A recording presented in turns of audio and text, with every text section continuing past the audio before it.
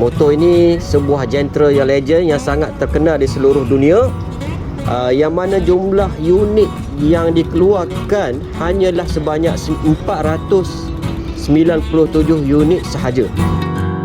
Genre ini juga diberikan jolokan the most beautiful superbike ever kerana reka bentuknya yang ramping dan kelihatan seksi dan sangat menawan ketika ditunggang lah.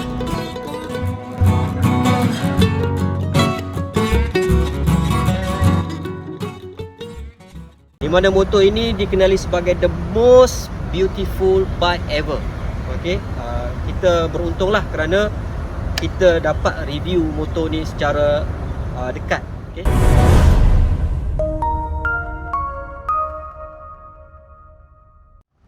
Assalamualaikum warahmatullahi wabarakatuh. Saya Alimin Iskandar Khalid. Pada hari ini kita akan review sebuah motor yang begitu legenda. Okey, motor legend iaitu Ducati Newasik SP. Newasik SP ni adalah pada model tahun 1997. Okey, motor ini dimiliki oleh sahabat baik saya, Encik Azhar Abdul Razak, yang mana sudi memberi pinjam kepada kita ya untuk kita review motor legenda ni. Okey. Selain daripada itu juga motor ini mempunyai suara bunyi yang begitu merdu lah. Okey, hasil gabungan enjin V-twin engine 90 darjah berserta dengan dry clutch yang ada pada bahagian motor ni lah.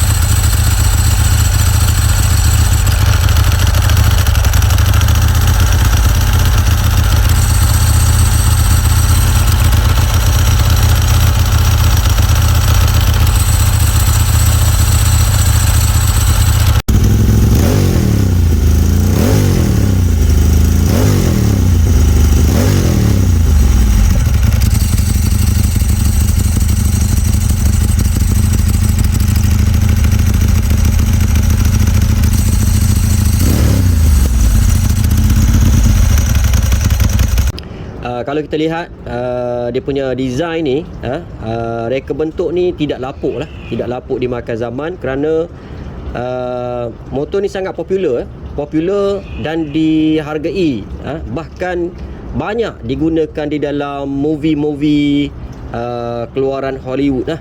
Okey, kalau kita tengok contohnya macam filem Matrix ataupun filem-filem Hollywood yang lain, mereka lebih memilih untuk menggunakan jentera motosikal berjenama Ducati lah. Okey. Sejarah pemotoran bagi Ducati model Newasik ni sebenarnya model ni direka bentuk oleh Massimo Tamburini pada 1994. Okey, kalau kita tengok terdapat 3 kategori Newasik. Okey, iaitu Newasik Standard, Newasik SP dan Newasik SPS. Jadi motor yang kita cerita hari ini adalah kategori yang kedua, iaitu Newasik SP.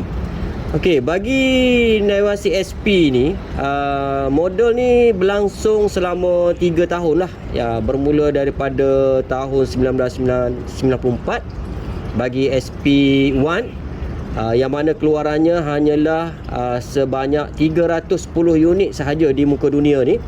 Okey, manakala tahun 1995 keluaran Newasik SP2 sebanyak 401 unit dan yang terakhir pada tahun 1996 Newasik SP3. SP3 ni yang motor yang kita sedang review sekarang ni lah. Jadi jumlah keseluruhan untuk Newasik SP3 ni hanya dikeluarkan sebanyak 497 unit sahaja. Cuba bayangkan, di US hanya terdapat 54 unit sahaja Newasik SP3. Maka hari ini kita sangat-sangat bernasib baiklah kerana salah satu daripada model Newasik SP3 ni ada dengan kita pada hari ini untuk kita review lah. Okey. Kalau kita lihat Newasik SP3 ni, ataupun 916 model Ducati 916 dibangunkan setelah pengeluaran Ducati Pantah, okey, yang berakhir pada tahun 1994. Okey, yang mana pada ketika itu Ducati mengambil keputusan untuk membangunkan sebuah jentera yang akan diharapkan menjadi trademark dan trend setter kepada dunia pemotoran bagi jentera beroda dua. Okey, maka terlahirlah Ducati 916 ni. Okey, dan akhirnya setelah dikeluarkan tanpa mengambil masa yang lama lah, Ducati 916 SP ni telah terbukti apabila model SP1, SP2, SP3 telah memenangi 4 tahun berturut-turut dalam perlombaan World Superbike Championship, iaitu daripada tahun 1994 sehingga 1997. Okey, dan model 916 ni SP telah berakhir, okey, pada tahun 1998, dan penerus generasi 916 ini adalah bermula dengan 996 dan 998 pada tahun yang seterusnya lah. Kalau kita lihat dari aspek spesifikasi, so model 916 SP3 ni dia adalah fuel injection. Cuba bayangkan pada tahun 1994 Ducati telah menggunakan fuel injection pada motor. Kiranya advance lah ketika itu. Okay, so engine 916 ini adalah V-twin 90 darjah dengan 4 stroke, dan kapasiti cc engine adalah sama dengan nombor model, iaitu 916cc. Okey, kiranya model ni dikira hebat lah kerana menggunakan sistem injection dan ditambah dengan trademark Ducati yang mana mereka ni lebih menggunakan dry clutch, dicampur dengan engine V-twin, dan penggunaan dry clutch pada motor akan menghasilkan suara merdu daripada exhaust motor ni, seperti mana yang kita dengar lah dalam video klip kita ni.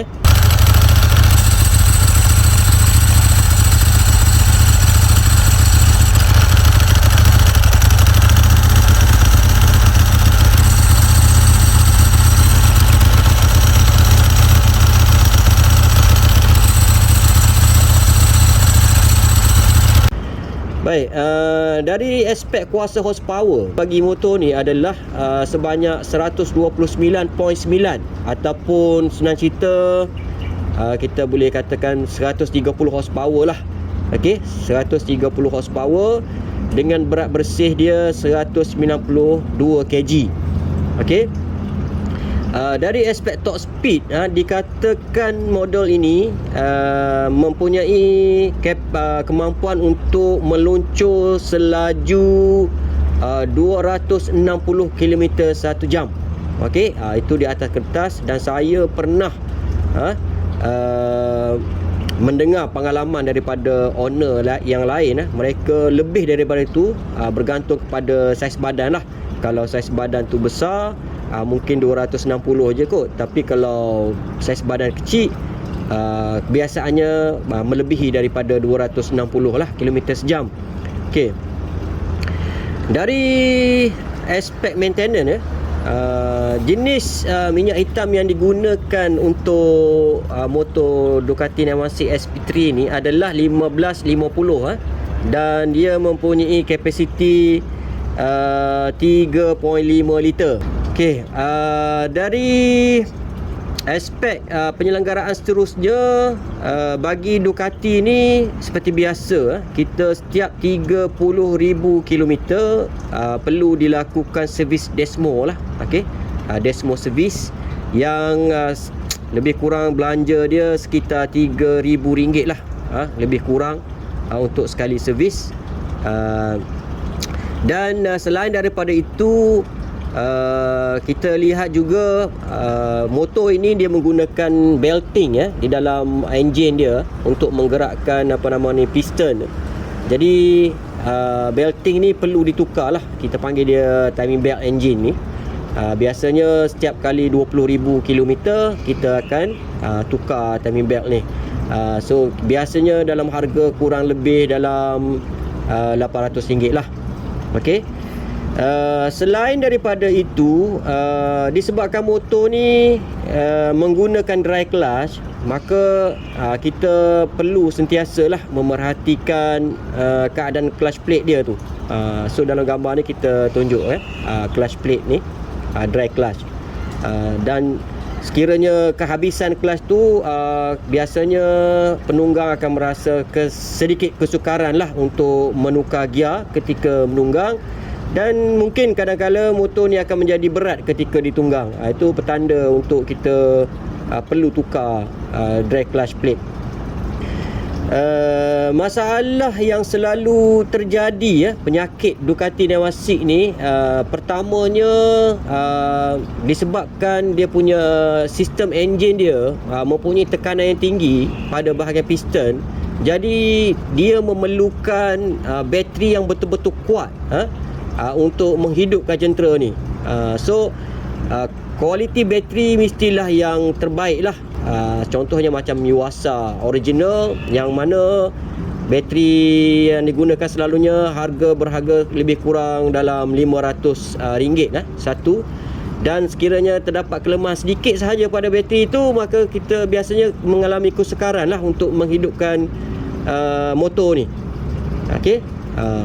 Itu masalah biasa yang terjadi pada Ducati. Selain daripada itu, masalah yang selalu terjadi pada Ducati Navasik ni iaitu sistem wiring ataupun kita panggil harness.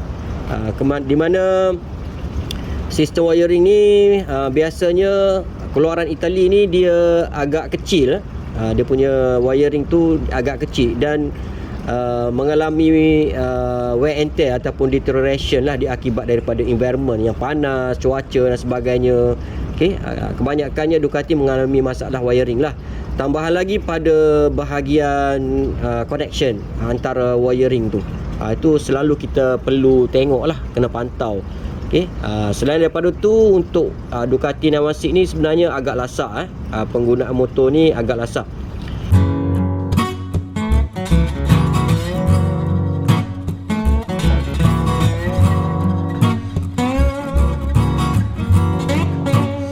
Okey, panel meter yang ada di Ducati Navasik ni very simple Kalau kita tengok, semua rata-ratanya motor retro ni hanya ada 3 panel saja yang utama. Okey, yang pertama ni kita lihat ada meter kilometer. Okey, dan ini adalah RPM, dan ini adalah temperature lah. Okey, temperature. Dan yang ni adalah signal high beam dan minyak sebab Ducati Navasik ni dia tidak ada stop clock seperti motor Jepun yang lain. Mereka hanya berdasarkan kepada alert daripada lampu yang akan keluar sekiranya meter minyak ni tangki minyak dalam tangki dah kehabisan. Okey, dan sekiranya lampu minyak ni naik, maksudnya kita masih lagi ada 20 hingga 30 km lah untuk kita dapatkan stesen minyak. Okey, rata-rata seperti mana yang kita maklum, motor retro kebanyakannya memang tidak ada panel fuel meter. Pada segi sistem brake dia, dia memakai sistem brake Brembo Brembo, dan sama di bahagian belakang Brembo ni Brembo. Okey, dari segi penggunaan swing arm, motor ini hanya ada sebelah saja swing arm, kita panggil single swing arm. Okey, kalau kita lihat di sini, tayar ni kosong. Yang memegang tayar ni pada bahagian sebelah, di sebelah kiri. Okey, pada di bahagian sebelah sini sajalah. So kalau kita lihat di sebelah kanan motor, kita nampak seolah-olah tayar motor ni tergantung. Itu adalah specialities ataupun kelebihan dari segi reka bentuk Ducati Navasik ni. Selain daripada itu, Ducati Navasik ni kalau kita lihat dia kelebihan yang paling ataupun trademark yang ada pada dia ialah dia mempunyai dry clutch. Dia menggunakan sistem dry clutch. Okey, yang mana kalau kita zaman 90-an dulu, kita motor ni dikenali sebagai motor loceng lah, kerana bunyinya seakan-akan loceng apabila dia bergerak. Okey. Bagi sistem suspension pula, di belakang Ducati Navasik SP ni dia menggunakan sistem monoshock berjenama Olin, nama Olin, di mana di bahagian depan pun sama. Kita lihat Olin juga ya. Ini sistem Olin Okey. Sistem exhaust yang digunakan pada motosikal ini ialah sistem exhaust yang berjenama Terminoni lah. Okey. Double exhaust Terminoni full system. Okey, bagi kepuasan pemilik tahap kepuasan pemilik ni sebenarnya rata-ratanya bila saya bertanya kepada mereka sangat-sangat berbangga dengan Ducati Navasik SP ni. Okey, tidak ada seorang pun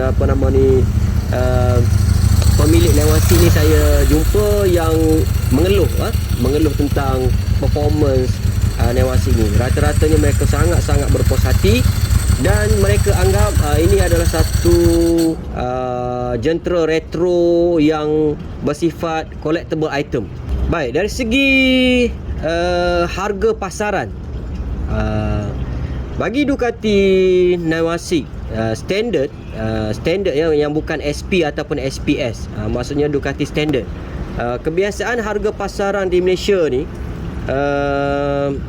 bermula sekitar kurang lebih dalam 25,000 sehingga 35,000 ringgit. Itu harga bagi Ducati biasalah. Okey. Manakala bagi Ducati bermodel Navasik SP ataupun SPS, buat masa ini kita tak dapat nak mengenal pasti berapa nilai sebenar secara tepat, kerana di pasaran sekarang ni kebanyakan ataupun mungkin hampir ke semua pemilik Ducati, majoriti mereka ni tidak akan menjual motor mereka pada setakat ini yang saya tahulah. Okey, sekiranya ada pun mereka akan menjual atas dasar bukan kerana duit lah. Okey, mungkin atas dasar faktor kawan ataupun dan sebagainya, faktor-faktor lain selain daripada faktor duit. Jadi agak sukar untuk kita nak menentukan berapa nilai semasa bagi model Navasik SP ataupun SPS ni. Chances untuk kita memiliki motosikal ini sangat rendah sebenarnya. Sebab pertamanya dia adalah rare, sangat-sangat rare, yang mana pengeluaran di dalam dunia hanya 497 unit sahaja.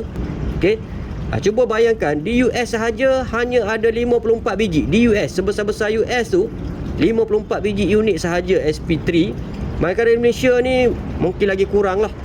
Okey. Jadi chances untuk kita ni mungkin agak rendah, sangat-sangat rendah. Tapi kalau sekiranya anda berada pada tempat masa yang tepat, jumlah duit yang ada dalam poket pun tepat, sekiranya ada peluang, janganlah teragak-agak untuk memastikan jentera ini sebagai milik anda, kerana harga jenis model ini tidak dapat ditentukan secara tepat. Yang pastinya ia memang akan bertambah nilai dari masa ke semasa, kerana hanya jauh hari sahaja yang mengenal manikam. Okey, sekian saja untuk review kita kali ini. Diharapkan anda semua dapat info yang terbaik lah tentang motor retro yang paling legenda, bukan sahaja di Malaysia, malah di dunia, di mana motor ini dikenali sebagai the most beautiful bike ever. Okey, kita beruntunglah kerana kita dapat review motor ni secara dekat. Okey, sehingga berjumpa lagi di masa hadapan. Assalamualaikum warahmatullahi wabarakatuh.